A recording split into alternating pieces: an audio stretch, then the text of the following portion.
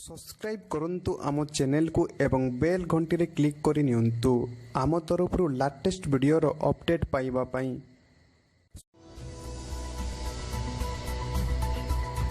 सियाली पत्र दोना जोगाउची जीविका।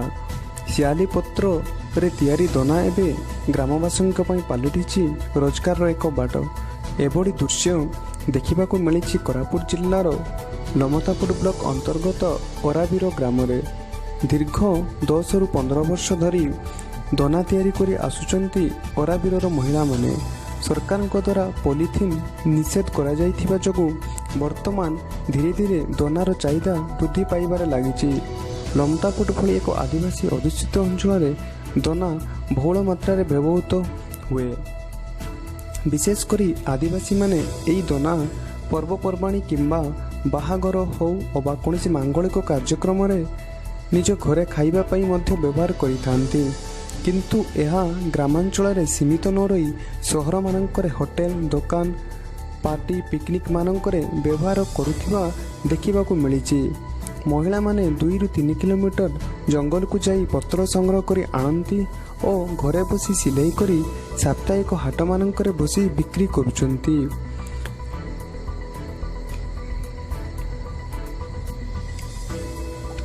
चालीसटा दाना 30 टंकार बिक्री करुचंती। एथिरु प्रत्येक सप्ताह रे 700 रु 800 टंका रोजगार करि पाउछु बोली कहिचंती ग्रामवासी माने। होटेल मानकरे ग्राहक माने भी आनंद रे खाउथिबारे देखिबा को मिलिछि।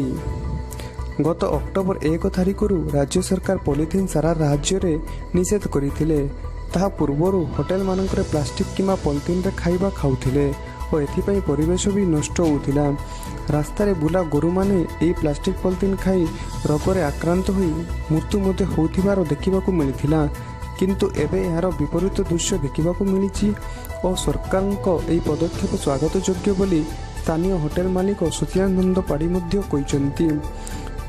तो देखा जाऊ शेष रे जदि दोना तैयारी करा जाउथिबा महिला माननकु सरकार किछि प्रोत्साहन दियंती तेबे आगामी दिन में महिला माने बेस किछि टंका रोजगार करी स्वावलंबी होई पारंती बोली स्थानीय बुद्धिजीवी माने प्रकाश करिसंती। धन्यवाद।